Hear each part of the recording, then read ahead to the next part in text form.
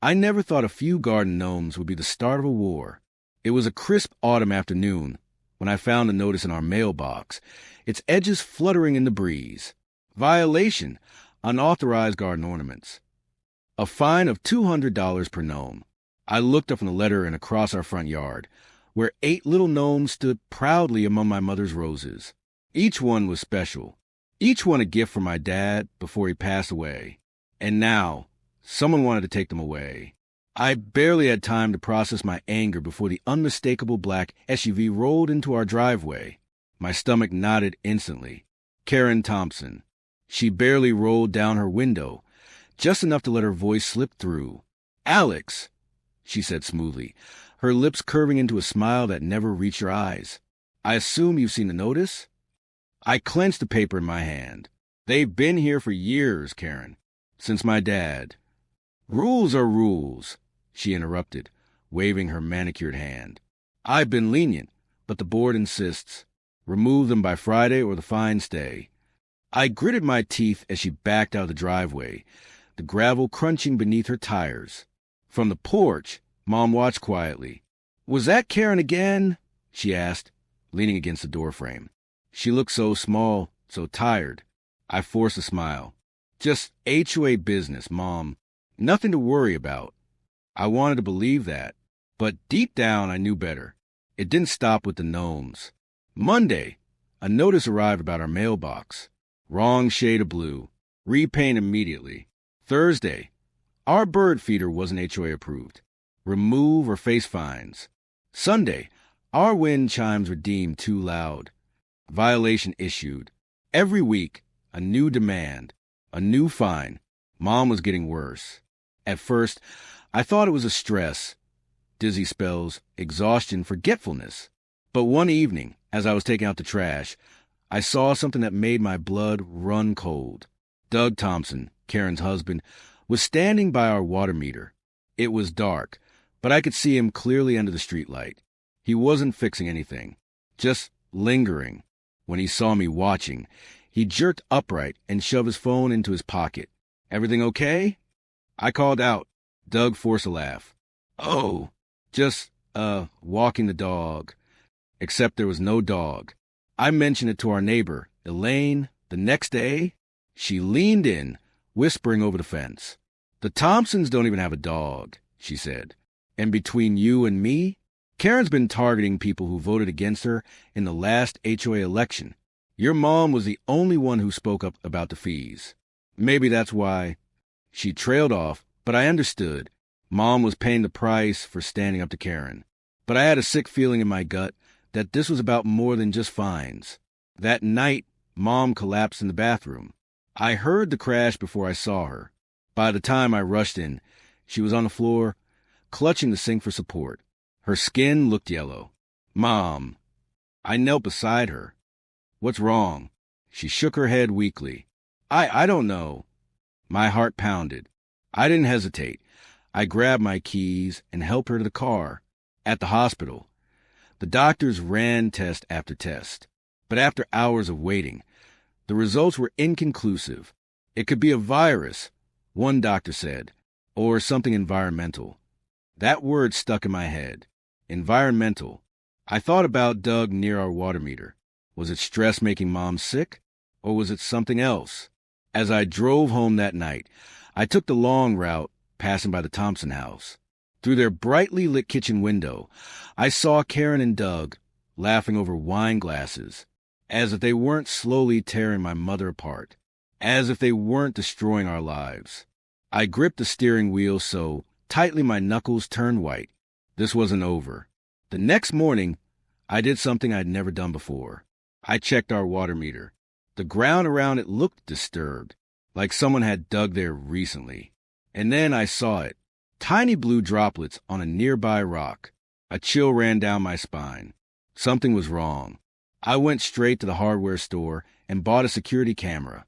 That night, I climbed the oak tree and set it up, pointing it directly at the water meter. If Doug came back, I'd catch him in the act. 3 days later, Mom was back in the hospital. Her test results showed elevated toxins. "We can't identify the exact cause," her doctor admitted, But whatever it is, it's affecting her liver and kidneys. I clenched my fists. I already knew the cause. And soon, I was going to prove it. That night, my phone buzzed. A motion alert from my security camera. I tapped the notification, and my breath caught in my throat. Doug Thompson was kneeling by our water meter again, and this time, he was holding a small bottle. He unscrewed the cap, poured something into our water supply. Karen stood nearby, her arms crossed, keeping watch. And the worst part? They were smiling. I couldn't breathe. My hands shook as I grabbed a water sample from our kitchen sink. The next morning, I took it straight to a lab. Dave, the technician, took one look at me and nodded. I'll run a quick test a day. Full results in 48 hours. I spent the day sitting beside Mom's hospital bed, watching her struggle to stay awake. Then my phone buzzed. A message from Dave. Call me ASAP. My heart pounded as I stepped into the hallway. What did you find? I asked. Dave's voice was grim. Ethylene glycol, he said. Antifreeze. Low concentration, but definitely in your water. The world around me blurred. They weren't just trying to make Mom sick. They were trying to kill her. I clenched my phone so tightly my knuckles ached. I had proof. Now I just needed a plan. Because I wasn't just going to stop them. I was going to make them pay. I stormed into the police station, clutching the lab results in one hand and the security footage in the other. Officer Martinez barely looked up from her desk. I need to report a crime, I said, my voice sharp as a knife. She sighed, setting down her coffee. What's this about? My mother is in the hospital, I said, because my neighbors poisoned our water. That got her attention. She flipped to the lab results, her brows knitting together. This says there's antifreeze in your water. Yes. And I have video proof of Doug Thompson tampering with our water line. She turned to her computer, typing something. We'll open an investigation, but what? I snapped. She looked up, uncomfortable. Your footage shows someone near your water line, she said carefully. But we can't see exactly what they're pouring. That's not enough for an arrest. I stared at her. You think this is a coincidence? I asked, voice low. My mom's organs are failing. This isn't some accident. It's intentional. I believe you, she said, sighing. But proving it in court is another thing entirely. I didn't need court. I needed justice. As I walked out of the station, I made a promise. I wasn't going to let Karen and Doug get away with this, no matter what it took. Back at the hospital, Mom looked worse. Her skin was pale, her breath labored.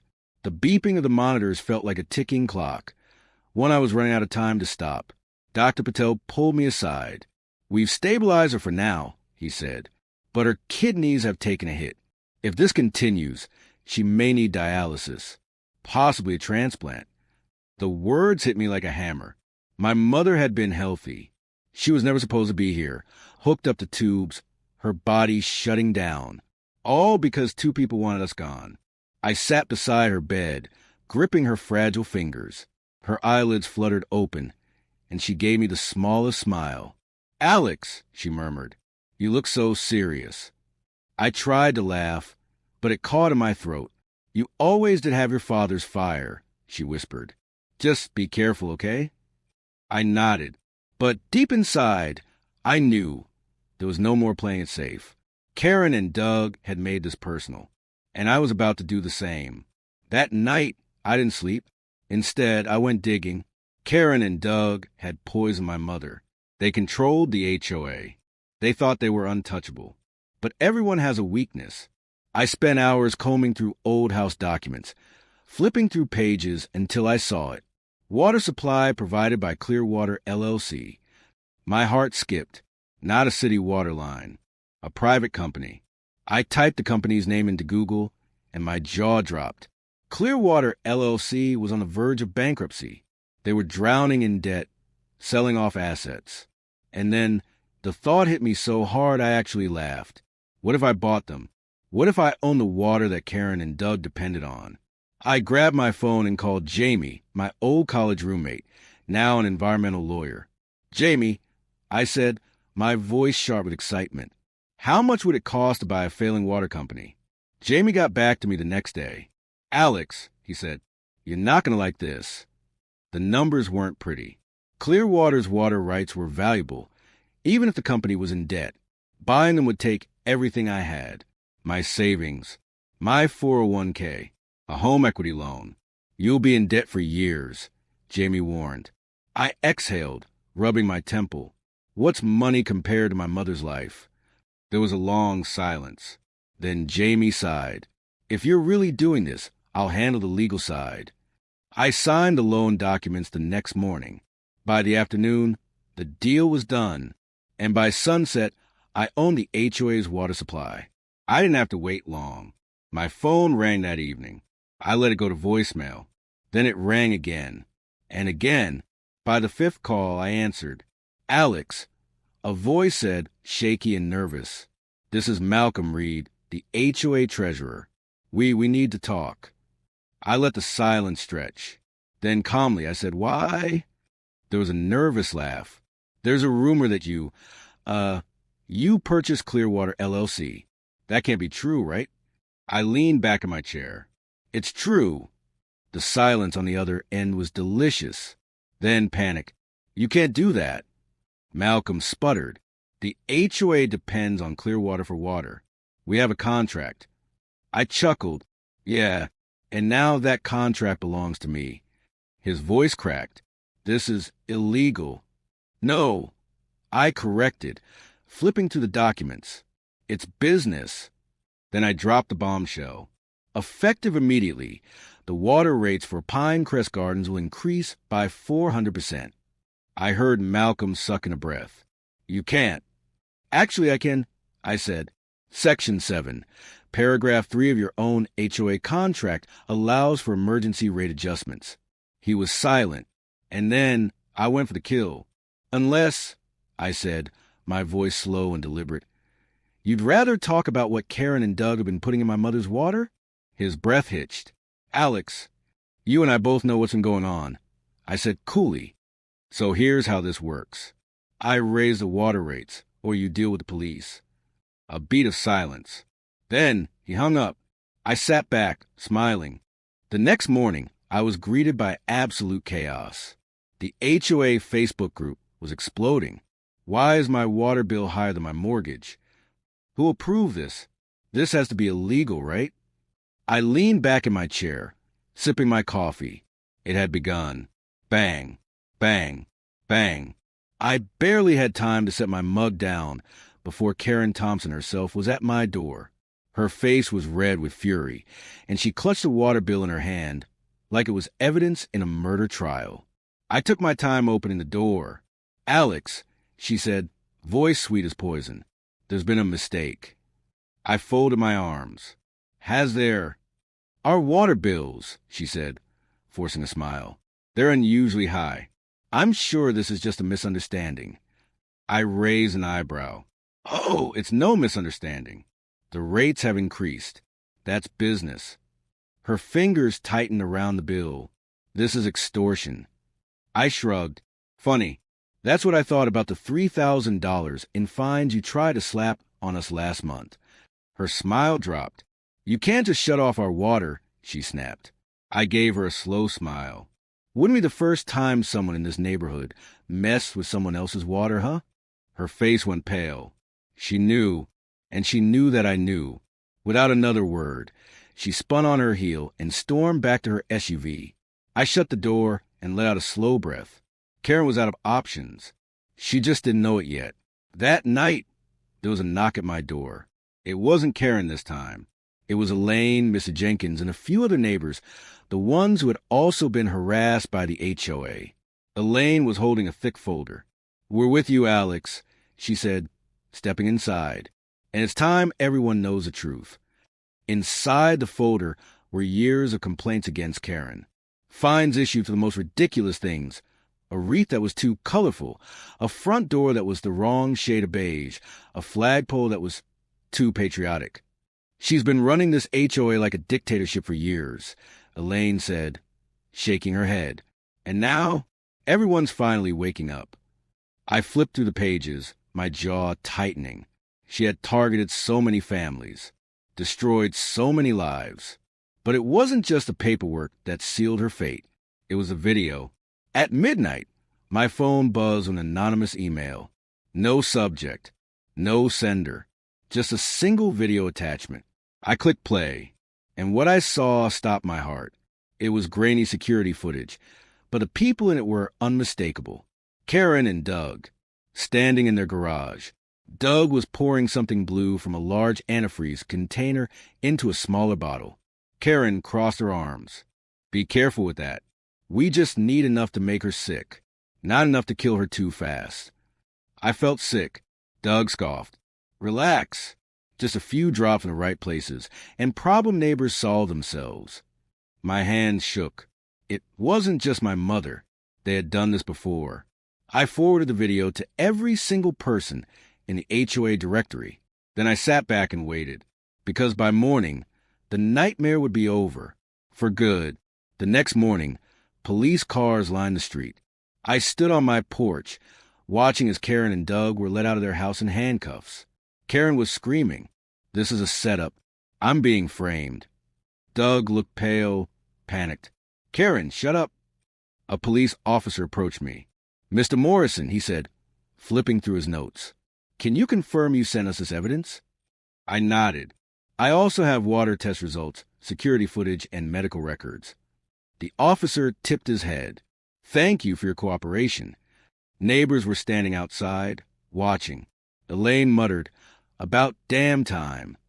I couldn't agree more. The fallout was swift. Red Circle Malcolm Reed resigned from the HOA. Red Circle 3 other board members stepped down in disgrace. Red Circle Karen and Doug faced multiple felony charges. And the best part? The community came together. That night, my doorbell rang. I opened it to find Elaine, Mr. Jenkins, and half the neighborhood holding candles. Elaine stepped forward, handing me an envelope. We took up a collection for your mom's medical bills, she said softly. It's not enough to cover everything, but we wanted to help. I opened the envelope. Inside was $1,470 in cash and checks. I swallowed hard, suddenly overwhelmed. My voice cracked. Thank you. I don't know what to say. Elaine squeezed my shoulder. You already said it, Alex. You fought back. For all of us. I spent the night by my mom's hospital bed, watching her breathe. The machines beeped softly, a steady rhythm that I had grown both comforted and terrified by. She was stable, but stable wasn't the same as okay. Her body had been through too much. The poisoning had left her permanently weakened. Her kidneys had suffered. The doctors had done their best, but the truth was unavoidable. She would never fully recover. I held her frail hand, my thumb brushing over her skin. Her eyes flickered open. You look tired, she murmured. I huffed out a quiet laugh. You should see the other guys. She smiled, small but real. Did you get them? She asked. I nodded. They're in jail. A long breath escaped her lips. Good. I wanted to say it wasn't enough, that they deserved more, but instead, I just squeezed her hand. Because right now, all that mattered was that she was still here.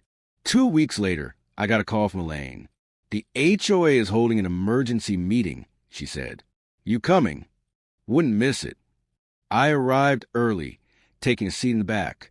For the first time in years, Karen wasn't standing at the front of the room. Elaine was. We all know why we're here, she said, her voice steady.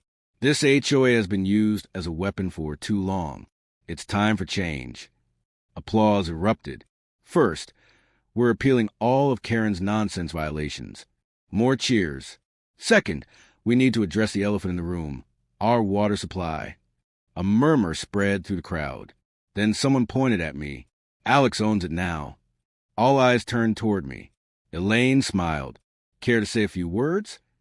I stood up, feeling dozens of eyes on me. Then I said the one thing no one expected. I'm giving it back. Silence. Then someone whispered, What? I stepped forward. I'm transferring ownership of Clearwater LLC to a community trust.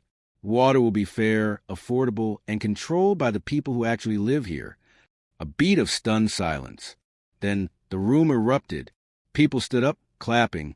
Mr. Jenkins wiped his eyes. That's how you fix a broken community. Elaine nodded at me. Thank you, Alex. For the first time in a long time, this neighborhood actually felt like home again. A few days later, Elaine and some neighbors stopped by my house with a petition. We want to rename the community garden, she said, after your mom. I stared at her, caught off guard. She fought for this neighborhood long before any of us did, she continued. This is our way of saying thank you. My throat felt tight. Mom had always loved that garden, and now it would carry her name. The petition passed unanimously. A week later, I wheeled my mom to the dedication ceremony. A new sign stood at the entrance. The Helen Morrison Healing Garden.